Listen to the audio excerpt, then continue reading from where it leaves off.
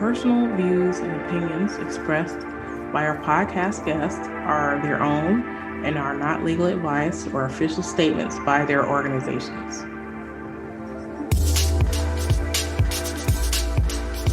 Hello, my name is Debbie Reynolds. They call me the Data Diva.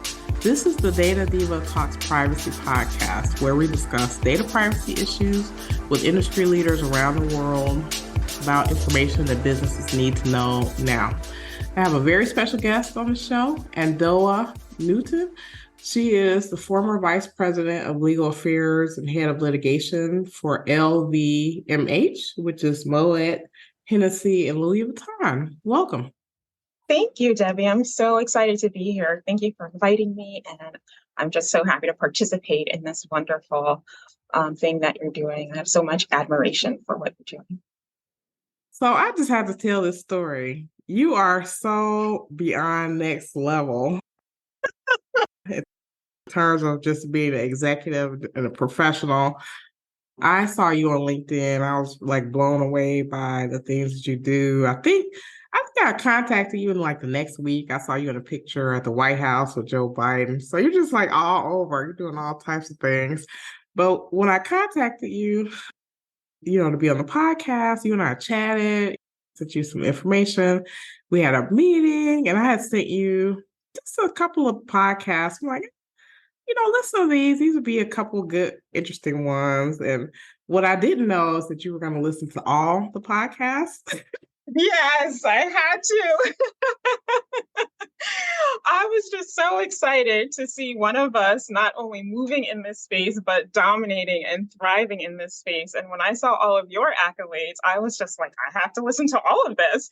And because I'm kind of newish to the privacy world, but have probably always been somewhat of a techie all my life, I was like, I need to educate myself on some of this stuff. I just started listening to one. I was just like, I should just listen to all of them. And I now have my degree in the Data Diva privacy. Oh, you are just too much. I love it. I love it. Just an example, there are people like you who are just excellent. You just are, period. So it is no wonder that you reached such heights in your career and have so many different accolades. So you're amazing. Oh my God. Thank you. So are you, Debbie. And I just have to jump in and tell you quickly that as I've been going through all the episodes, I've been connecting with all of your past guests, and they have been so nice and gracious to just be in contact with me. So now I feel like I'm well into the privacy community because of you. And they just sing your praises, everyone from Judge Kennedy to Cameron Kerry. You are amongst the stars. So yeah, thank you for having me here. Oh my goodness, you're about to make me cry on my podcast. Oh my God. Oh, well, this is amazing. This is amazing. I loved your background, and I particularly like to talk to people who may not necessarily be directly in privacy, but your role of privacy cuts across horizontally in a lot of work that you do. So tell me your journey. Tell me your background. So you've lived in many countries, you've traveled all over the world. I mean, you've done so much, but I think your background and your trajectory in terms of your legal career, your personal growth, that all plays into what we want to talk about. So just introduce yourself. Sure. So I'll start with kind of my journey through tech, and then maybe during the podcast episode, we'll weave in all the other experiences I've had. But, as I was listening through your past episodes, I was thinking about, well, how did I get interested in this stuff? And how did I get interested in technology? And I thought about the fact that when I was a kid, I'm the eldest of five, the only girl, and I was always playing video games with my brothers. And I got really good at video games. No one now would ever guess that I was a gamer in the 80s, but I kind of was. I won this Super Mario Brothers 2 and 3 county-wide competition, and that was my claim to fame for a while. And that really, I think, opened up my mind to tech. And I know people might not think of it as being such an obvious link, but it opens your mind as to what is possible. And so from then on, I took these optional computer classes in junior high and high school. I was really good at math and at algebra and calculus and physics. And I think I just had an open mind when it came to, to tech. So when I went to law school, I took this e-law course that was being offered for the first time in the early 2000s. That was about the digital transformation of law. And then I was also a business major. So I was an accounting major, got my CPA from Georgetown University. And this was in the mid 90s. And back then, the only students that really had access to computers were the business students. And so we were trained on Excel and databases and things like that. And I mention all of that because I really think it informs my ability to latch on to technology as a lawyer, which a lot of lawyers struggle with. And, when I was an auditor, we worked on databases all the time. I was an auditor at PwC, then at Estee Lauder, and we had to use tech. We had to be really well versed in all kinds of gadgets and tech as it evolved in the early 2000s. So by the time I got to law firms, I was involved in some discovery issues, international discovery issues. As you mentioned, I lived in various countries. For France was the longest one that I've lived in for 2 years, other places, and 5 other places for lesser amounts of time. But I have an international background. I ended up getting a dual law degree in French law at the Sorbonne. I did an undergraduate year in Lyon, and then my law school in Paris. And then I just spent a lot of time. I clerked for a judge in the International Criminal Court in The Hague as well before starting at law firms in New York. So all of this kind of international experience gave me a unique perspective when it came to discovery issues. Particularly, we were dealing with a large French client who had a huge presence in the United States as well as France. And we had some discovery issues come up. And I had to deal with a federal statute in the United States that related to transferring data abroad for the use of in litigation, and also with blocking statutes that exist in Europe. So that was my first foray into the data privacy world. And of course, that continued as I represented several tech clients along the way at law firms. And then when I eventually moved in-house, I spent 8 years at law firms, and then I went in-house for 8 years. I worked for a European company, and we often dealt with issues of data privacy because by the time I got there around 2015, these issues became front and center and were in the news all the time. So not only did I deal with technology, most people don't know that LVMH actually encompasses about 70 different brands and about 6 or 7 different industries. So I was also dealing with smartwatch litigation, website checkout processes, all kinds of things, luggage technology that you wouldn't necessarily think would relate to a large luxury conglomerate. So those were the kind of tech issues that came up, but also the data privacy issues that came up involved zip code collection. When I came there, the woman who was my predecessor had just retired, and she had dealt with a slew of demands regarding collection of personal data at the retail checkout points, such as zip codes. And then later on, about a year after I got there, website accessibility dominated our litigation docket for a long time. And as you can imagine, 70 different companies, 70 different websites, all of those had to be dealt with. So other things that came on towards the end of my tenure there were claims regarding chat box technology and potential violations of privacy in that arena, as well as session replay technologies.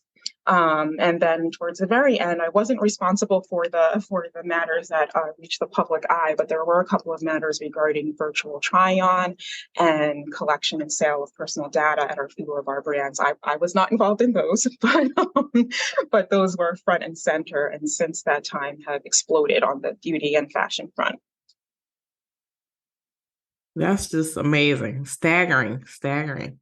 Your thoughts about just personalization. So companies that have, or brands that are selling stuff direct to the consumer, they're using a lot more advanced technology, especially fashion. I feel like fashion is like going head first into the metaverse. They're like doing all these types of things. But what is happening as a result of this, 2 things. One is brands can bring a new level of experience and personalization to people, but then that also means that they're collecting more data than they were collecting about the person, and and it becomes more specific to the person. So when you were talking about virtual try-on, I thought about that, or a makeup brand and maybe want to match your skin color or different things like that. So tell me about your view on that and how that is really bringing privacy into play when companies are doing these innovative things.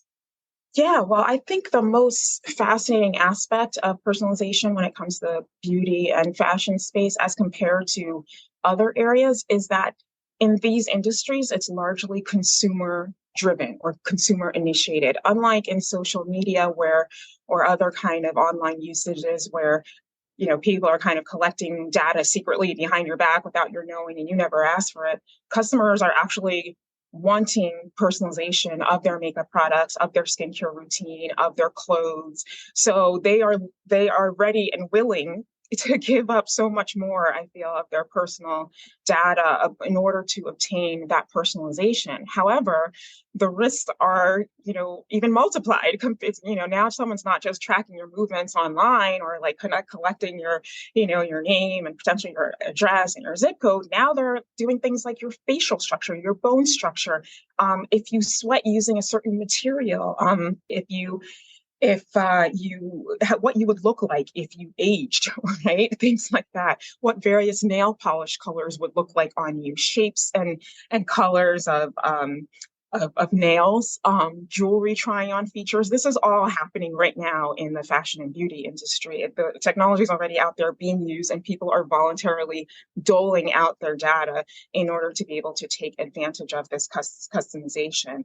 So I think what's really interesting as well in the beauty space is some of this information, and I think anyone who has had experience in the consumer products industry is familiar with this. But a lot of the skincare stuff and some of the makeup stuff, they border on medicine, right? Like treating acne for skin. So now you're delving into a whole new realm of privacy concerns. And if we're talking about someone's heart rate or fitness apps and how they track and using that to customize your clothing or your makeup, your body shape, all of these things.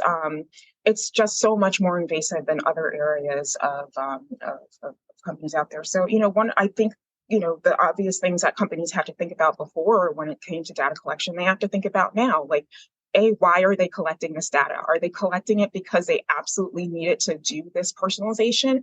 And really looking at that at a very granular level, like every piece of data that you're collecting, do you need it? Second, how long are you retaining it? Are you only using it during the try-on process? Are you communicating to your customer that you're only using it for the try-on process? Are people who have customer profiles set up being given more disclosure than those who don't? Is more of their data being saved on a consensual basis than those who don't have customer profiles? And then after they use it, how long are you going to retain it? When if I replace a mascara, it's probably every couple of months.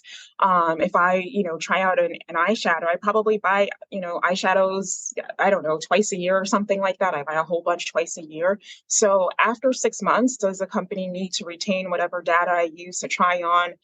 Or even after the 5 minutes that I try it on, do they need to retain that data, and why? And the other thing is all of this, information that's being used to recommend, right? Other products and what's best for you. What is that based on? Like, I want to know, is that based on my data when I tried on something? Same thing with eyeglasses and facial structure and shape. So all of the same issues that we're looking at in AI, like where did this data come from? These copyright lawsuits by Sarah Silverman and others that we're seeing in the AI space.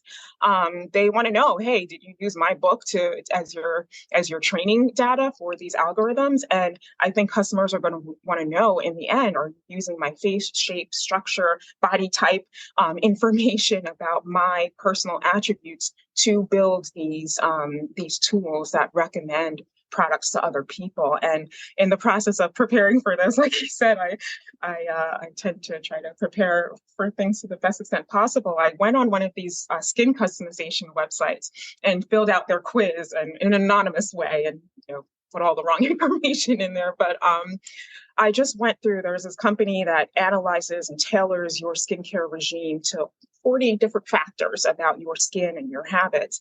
And so I went in there, I was entering all this data or whatever, just to see what it was like. And one of the questions that I came across was your zip code. And I'm like, why are they asking me my zip code?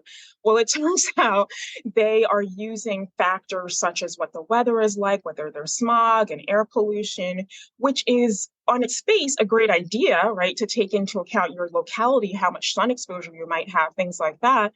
But did they need to ask my zip code in order to obtain that information? Couldn't they have just asked me, do you live in a high population area with lots of pollution, or how often are you exposed to sun, without asking me my zip code? And then the ripple effects of that, right? Like, are you saving that? Are you collecting that? Are you using that to target me personally, et cetera, et cetera? That's true. And I think one of the big issues in privacy is kind of a secondary use.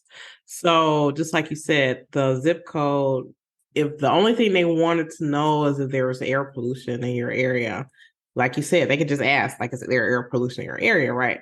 But asking by your zip code, maybe they can repurpose that and say, hey, people who live in this zip code, we should charge them more money or something. You know what I'm saying? Yeah. Mm-hmm. And some do, right? That's what we're finding out, right? Exactly. But I think the message should be for companies that want to go into this space, you need to relook at everything in terms of the data that you're collecting.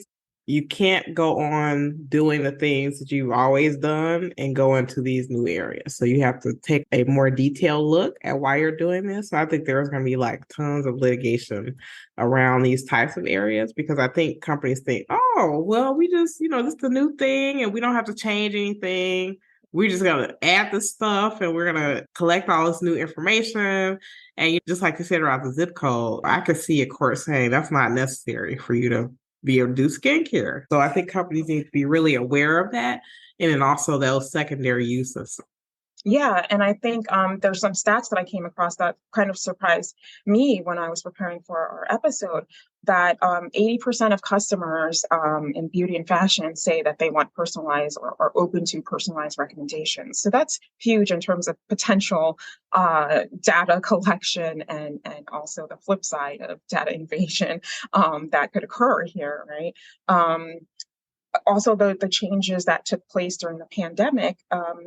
Now, a site like Sephora, for example, claims that 70 to 80% of shoppers are shopping from of their products is done online as compared to in stores, right? And what that involves in terms of data collection and transmission compared to the past. And also the pandemic brought about people finding other ways to obtain products, but also think about things like hygiene and testers. And so what a lot of these companies who are embracing the technology, the personalization technologies, say is that, well, it's so much more clean to be able to try on a product virtually rather than using actual product testers in the store.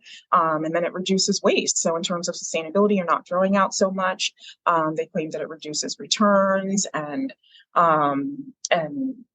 that increases waste of products as well. Another stat that I heard in the fashion and luxury industry is that there was a McKinsey study that said AI could add 150 to 275 billion dollars to profits in the next 3 to 5 years. And personally, using hyper personalization is a term that I kept coming across, can increase revenues up to 40%. And some companies are seeing conversion rates of sales using this technology for 2 to 2.5 times. And what that tells me is, yes, there's huge incentives for profit, but as we've seen in so many of your past episodes, that huge incentive for profit also comes with a dangerous side to consumers in terms of their privacy rights, or what they perceive to be their privacy rights, as well as companies being just sloppy and negligent or not careful with all of that data.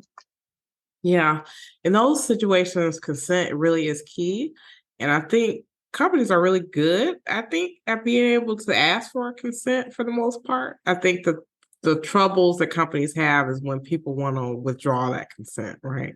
And how do you really do that? So if my skin is a certain shade of brown and I say I don't want you to store that information, like how do those companies actually do that? So I think the challenge will be not only obviously they want the consent, right? But then you have to have a method for people to withdraw consent as well.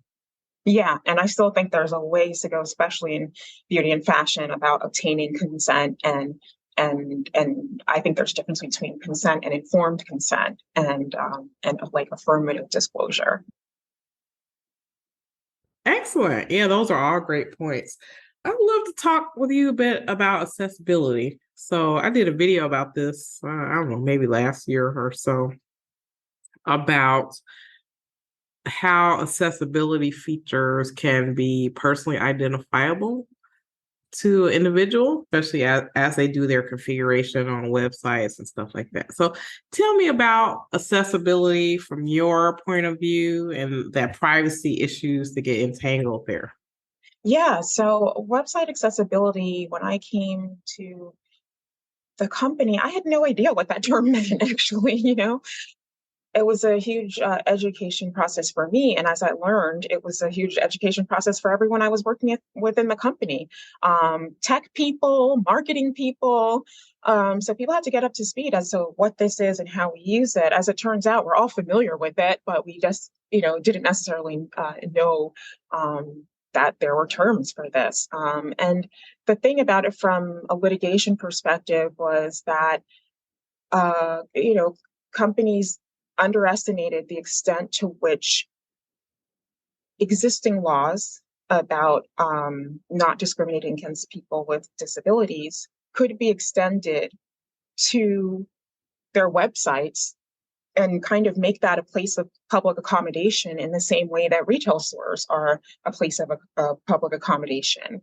And I think that is an important lesson as we look at data privacy and AI going forward, because even though there is no federal data privacy law right now, and even though there are, no major regulations about AI, where there's a perceived violation or perceived right, uh, customers, plaintiffs, the plaintiffs bar will find a way, I believe, from my perspective, to assert those rights through existing law until that law is there. And what's interesting about website accessibility in particular is to date, we still have no national legislation about this issue or even on a state level about this issue, yet last year alone, there were almost 3,000 lawsuits.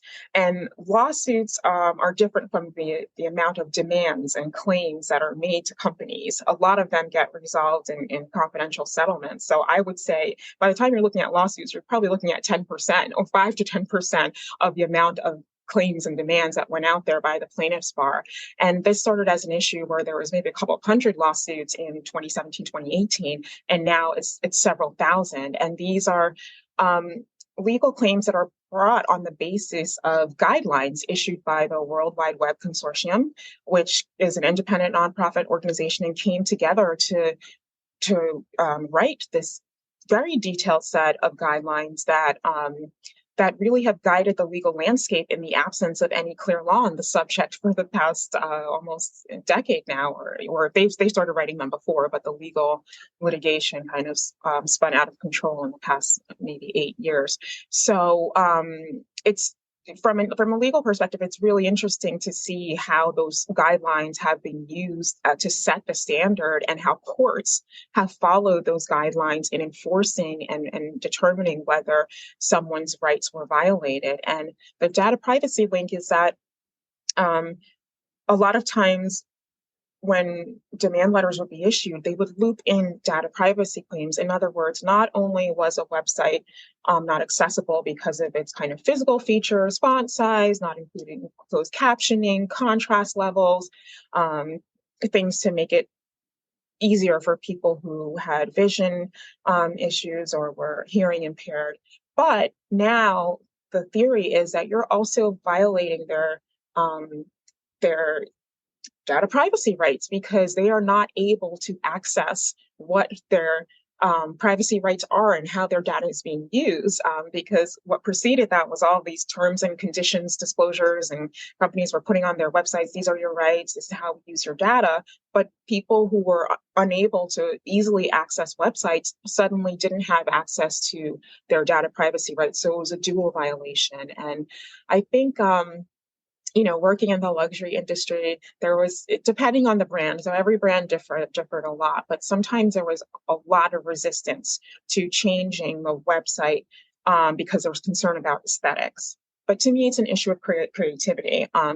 People in fashion and luxury are very creative, and a lot of the brands, rose to the task of finding creative ways to work this into their websites and the new information and new content that was constantly being added to their websites. And the other thing about accessibility is that I liken it to those buttons in front of doors at stores that you can press on. Even if you're not a quote unquote disabled person, and I know we're moving away from that terminology, but even if you don't have some kind of permanent disability, you could just have a lot of bags in your hand that day, right? So that it makes it difficult for you to open the door. So many of us benefit from accessibility modifications that are made. Even when we don't even have disabilities. And then so many of us are temporarily disabled. Like, have you, broken a hand, a wrist, a limb before, or twisted an ankle? Suddenly you're in need of these things. And I remember I was at a resort a couple of months ago, and there was this gorgeous pool, like on top of this hill, and they had like 3 flights of stairs leading up to this like restaurant and pool that overlooks this gorgeous beach. And there was also this huge, dramatic, beautiful ramp that kind of swerved around, and you could tell somebody had taken time to conceive how to design that to make it look so beautiful. And it just perfectly fit into the landscape of this structure at the resort. And I observed that most of the people took the ramp down. They didn't want to take the steps because the ramp was easier for them. So I think that's how we should think of, accessibility and all of these kind of technological modifications that we're required to make. They actually facilitate the experience for many people. And if you're to translate that to a computer or screen, like if you're in a sunny environment, it might be nice to have that contrast. If it's late at night and your eyes get sensitive, even if you don't have a disability per se, you might benefit from these accessibility. That's amazing. I love your example about the resort. I agree with that completely. You touched a bit on the fact that the U.S. does not have a federal data privacy law or legislation. Try it as though we may. To do this is not yet happening. It doesn't look like it's on the horizon anytime soon. But I would love your perspective as to why that's not happening. And I think because you have so much international experience, you have maybe a different lens that other people may not have. But give me your thoughts on that.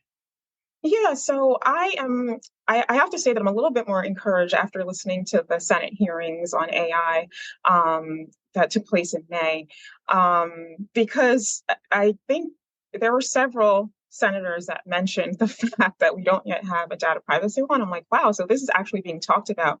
And also the way they were directing questions at the executives from both sides of the aisle actually gave me a little bit of encouragement on that front that we might actually see some legislation. It might relate to AI first before data privacy, but it was odd to me to see both sides of the aisle being so consistently on an issue in a way that you know that I've testified before Congress on other issues, and even in seemingly obvious issues, it's hard to get both sides to agree on something. But with this stuff, they're pretty much all agreed. So that gave me a piece of encouragement. But I do have some thoughts on what has made it take so long to get a federal privacy legislation on the books.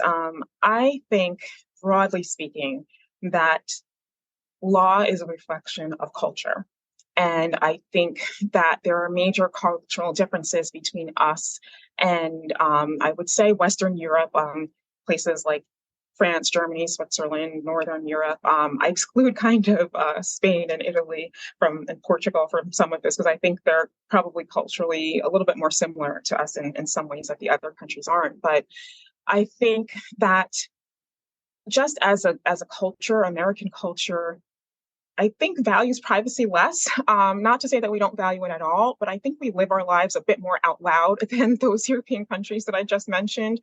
I think we, even things when it comes down to like, I think we wear brighter colors. Like if you walk down the street in New York, it looks completely different from walking down the street in Brussels or Paris. And there's always this kind of reputation that Americans have for being loud, and I think that carries over to how we express ourselves and how I think we're more comfortable doing things publicly, and we have this very interesting celebrity culture that I don't think exists to the same extent in some of those European countries. And when you tie culture to legal habits. So when I learned, when I got my French law degree, when I practiced, when I was interning in France as a lawyer, and working at the court, it opened my eyes as the civil law system, right? And how different it is from our system when we're a common law system along with the UK and UK countries. But our law is case-based for the most part, right? We may have statutes and we may have codes and regulations, but there's such a reliance and understanding that judges will make law, an expectation that judges will make law. And I think a lot of European countries are very code-based. They edict these major national codes. In France, they have the Code Penal, the criminal code. They have the Code Civil, about civil liability, Code Administratif, about administrative liability. We have bits and pieces and things that we try to get to, and we have states that have some of those codes, but we don't have that kind of code culture ingrained in us. And it's a very structural thing that I think that is, you can see throughout the EU and the legislation that it comes up with. They liked kind of edicting laws in a way that we don't. I also think when you look at, when I went to law school in France, whenever we were told to write a legal memorandum, it always had to be in two parts and two subparts. And I noticed that, even when I got to law firms and was working there, if I'd get a memo from somebody else, it was similarly structured.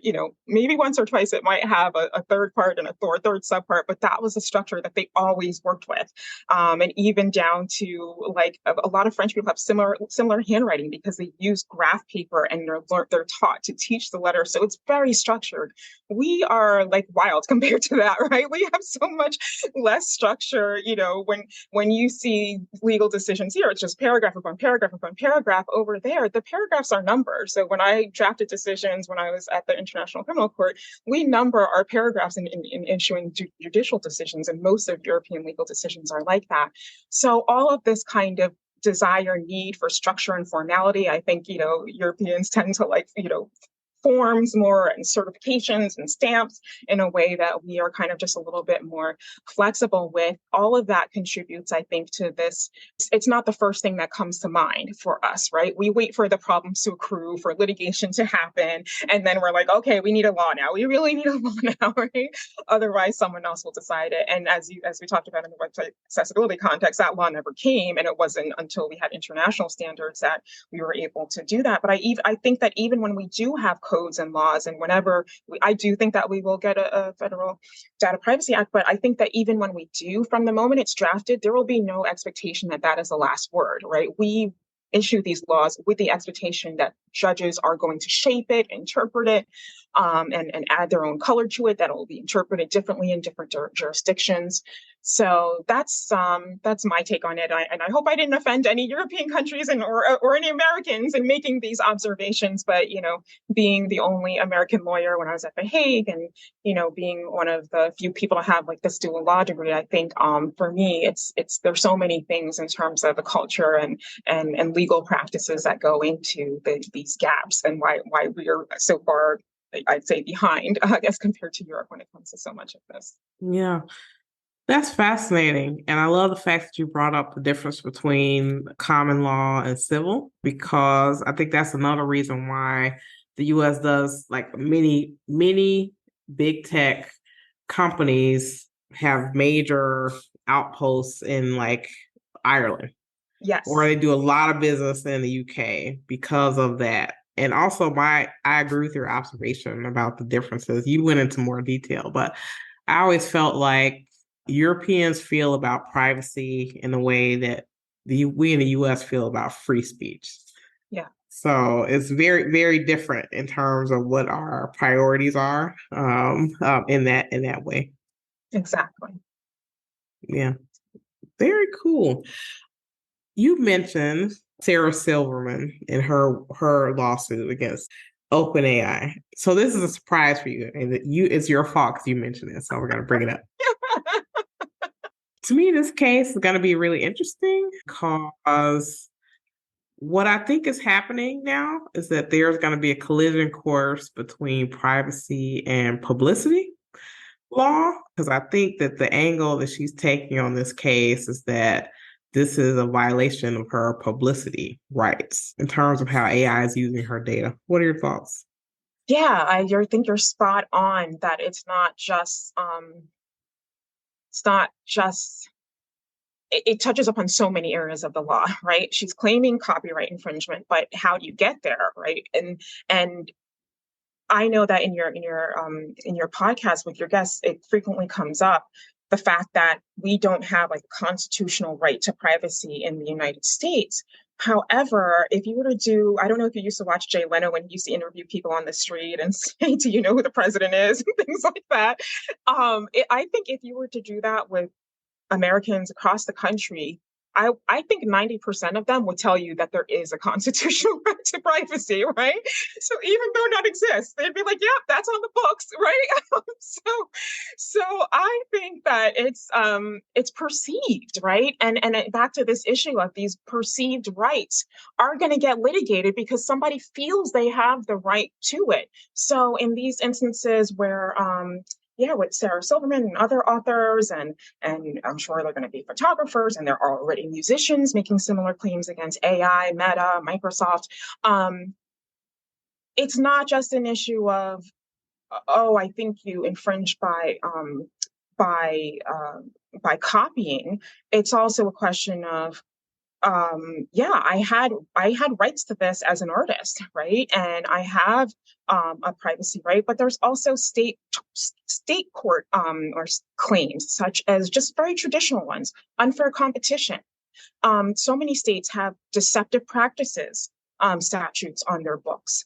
Um, there's a myriad of claims. There's some other ones that I wanted to mention here, but one thing that jumps to mind more generally when we're just talking about data is, as I was listening to your episodes, I thought constantly about this concept of bailment that we learned about in law school. And most people don't use that term, but bailment is the concept of you're giving someone something to hold on to temporarily for whatever purpose, for a very specific purpose, but you expect it back. Like, you're not transferring ownership.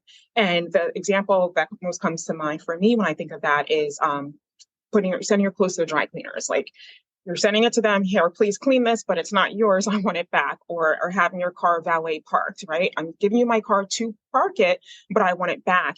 And I think data needs to be conceived of in that way, right? So I'm giving you my data for this one specific purpose. You don't own it. So you can't just, a dry cleaner can't give it to another customer and say, "Hey, wear this to your next gala." Or somebody can't, the valet car driver can't say, "Oh, I'm going to take a spin for it," because that wasn't its intended use. And I think we need to start thinking about data privacy in that way. But I wanted to highlight some of the things that you mentioned in terms of what the the way in which these claims are being phrased. Yes, here are some of them. So not only copyright infringement, but DMCA violations, right? Negligence. That's like as basic as you get when it comes to legal theories. That's just saying that you had a duty to take care of something in the right way, and you failed that duty, and I suffered as a result of that. They're not only asking for monetary damages, right? Injunctive relief. That's like, fix your algorithm or fix your training data. How expensive and pervasive would that be? So I think that, yeah, you are exactly right. Things are start to kind of spin out of control in terms of the bases that people are using to bring these lawsuits and the legal theories. And the law may catch up, but if it doesn't catch up, I think especially when you get celebrities on the front end of these lawsuits, they're going to be saying, oh no, there are about 6 legal theories under which we can bring these lawsuits, and they're all valid because we were damaged in one way or another. Yeah. I think the interesting thing about publicity, and I want your thoughts about this, is that when we're seeing cases actually come out that are trying to address this issue, it's like who has the right of publicity? So if you were a person in Ohio that had 100 Facebook followers, could you sue under these publicity statutes because you're not like considered a notable person? And I think social media and stuff like that is bringing in like a new wrinkle there, because obviously, let's say the President Biden has a right of publicity, but a guy who has 100 Facebook followers in Ohio probably doesn't, right? Who knows? Right? Right? Who are his followers? That's what I want to know. Right. Yeah, no, I think and thanks for bringing it back to that issue, because I think that will start to be interpreted in a different light. And curiously enough, that's another issue that I think that Europeans view very differently from us, right? Even when it comes to intellectual property and having this moral right? Those are kind of tangentially related to the issue that you just pointed out. Is it only celebrities that have this, right of, and what's a celebrity now, right? Is it somebody with a large following? Suppose their largest following is on LinkedIn, not Instagram. Do we consider them a celebrity? Are they a celebrity in their particular field? Suppose they're like a well-known data scientist, just because they're not on the 6 o'clock news every night. What rights do they have to publicity, and how are we conceiving of that in this new social media landscape? I think it's exactly right. And I was joking, half joking, when I said, who are their followers? But if someone's followers are heads of state, are key decision makers, that means they have a lot of influence, even if they don't have a huge number of people following them. And what does that mean, right? And now with threads and other platforms that people have, that people will become influential on, I think we're going to see different types of people claiming publicity rights in different ways, and interpreting existing laws, whether or not there are state statutes on the books relating to publicity. It goes back to that same theme of there's this perception that I have the right to, to publicize myself and my persona in the way that I want. And I finally found that list of claims that I was looking for before, but there are also these claims are being brought under the Consumer Fraud Deceptive Business Practices Act, the CFA, the SEPA, BIPA, invasion of privacy, intrusion upon seclusion. I have never heard of that, but apparently that exists in some places, and that's being used as the basis of an OpenAI lawsuit right now that just got filed on June 28th. Unjust enrichment, I thought, was an interesting way to look at it. Unjust enrichment, it takes me back to my torts class in my first year of law school. This is just the concept that even if you don't have a contract with somebody, if you benefit from something that they created or did, whether they kind of consented to that or not, and you damaged them, that they have a right to recuperate those damages. Failure to warn is another basis on which they're filing these lawsuits, or larceny, or receipt of stolen property. Conversion is another old tort claim, like you got property and used it for a purpose that it wasn't intended for. So yeah, there are, we just talked about probably a dozen different legal theories under which you could, really get in trouble by not being thoughtful about how you're using and collecting people's data. Even if you're a lot of these lawsuits, the training or the analysis of past data was done by a third party. And we'll see in the coming months how courts react to that theory. But I don't think that they're going to be very favorable to saying, oh, well, we hired someone to do it and that third party did it, so it's not really us. That hasn't worked in other types of data privacy lawsuits. So yeah, it's not like that's going to get you out. And I think at the end of the day, if a court perceives that a wrong has been done, they're going to find a way to render accountability for that wrong, even if there's no national statute. That's fascinating. Well, wow, this is just going very Wild West, I think. This is really interesting. It's fascinating. So, if it were the world according to you and Doa, and we did everything you said, what would be your wish for privacy anywhere in the world, whether it be legislation, human behavior, technology? What are your thoughts?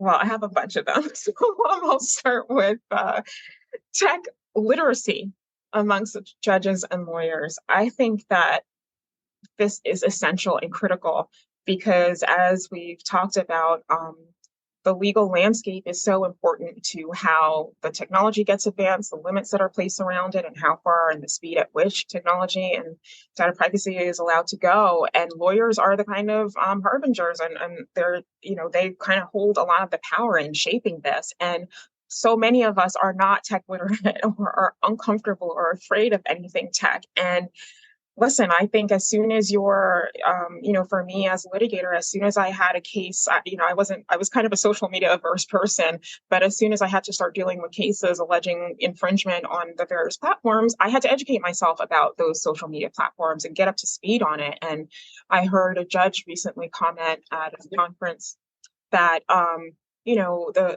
attorney's ethics rules that require an attorney to be competent in the area that they're practicing in could be seen to kind of inform how attorneys should be looking at their rules when it comes to things like data privacy and AI and how they're used. So I really think we need to get up to speed, and that will trickle down into things like Congress and judges, so that quote unquote good law can be made on these issues. Another thing we kind of touched on before is I know transparency is often used in the field of data privacy, but I think we need to move further than just transparency. I think that's like a baseline. To me, transparency is a very passive word. It means like, okay, we just have to make it available to you. And I think that companies need to move towards something that's more affirmative, like disclosure or informed consent that's used in the medical field that we touched upon earlier. And I think a lot of the concepts that are currently used in healthcare should be applied more widely to privacy, actually, for any type of interaction when somebody's using your personal data. Plainer language. I know some of your guests have talked about this before, but it's kind of like all of the meaningfulness of any disclosure is quickly eviscerated when it becomes anything longer than a paragraph for people to read or understand quickly. And I almost wish that there could be some kind of labeling similar to, what cigarette labeling is like, right? Like, if you smoke, this can kill you, basically. And not that it has to be that extreme, but I think it has to be that bullet pointed when it comes to data privacy, when we just talked about the failure to warn, right? I think that there is a duty to warn now that we know some of the ills of social media and tech and letting too much of your data out there. Or even California has this language that I'm sure you've seen requires that people are required to insert into their settlement agreements. It's like 3 or 4 lines, and every settlement in California basically has to have this language in it. And I think like moving towards that type of concept where it's just similar language that everybody uses, that it's simple and adopted. So we're not assuming that people are going to click through 80 pages of terms and conditions on a website before purchasing something. For CEOs, I think it's important that they set the tone from the top down throughout the culture about ethics in particular. So as an attorney, of course, I'm constantly thinking about ethics, and that's part of what we learn. But I think that needs to apply to so many more industries and in a meaningful way. Marketers, I don't think people should be able to get a marketing degree without learning ethics, or work at a company without being trained in ethics. And I think that's for CEOs and senior management to implement and trickle down, because so much when it concerns data privacy is related to marketing and how we're targeting people for marketing. But that's not good enough. It also has to be in product development, because as we just talked about in the beauty and fashion industry, it's not even a matter of getting data through marketing anymore. And as Sam Altman testified in the hearing before the Senate, his first thing was, I'm not ad based. I'm not, but it doesn't mean that you don't collect data, right? And it might not drive your collection of data, but you're still collecting data, and you might not be profiting from it right now. But I noted that he answered that question saying, no, we don't profit from it now. And they asked him, would you ever see a model by which you would profit from it in the future?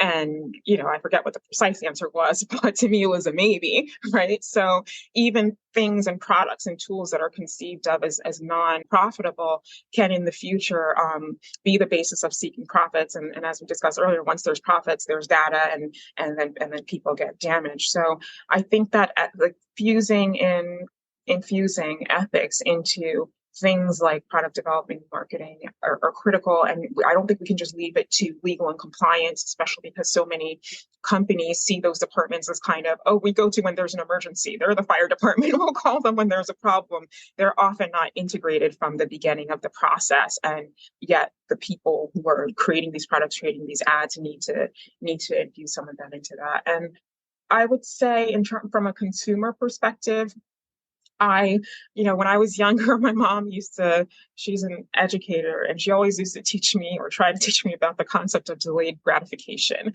And this concept of like, I'll give you $1 now, but if you wait 2 days, I'll give you $5, right? Or whatever the example was.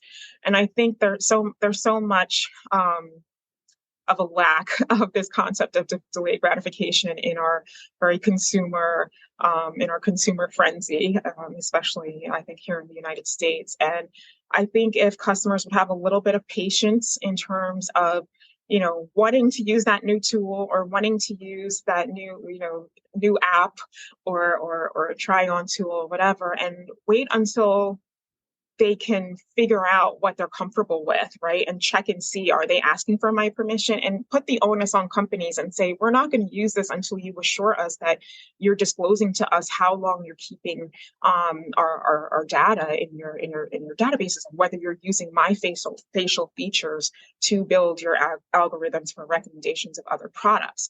I think we as consumers need to be more patient on those fronts to demand the things that we need before using those tools, rather than just being the first person to use the tool.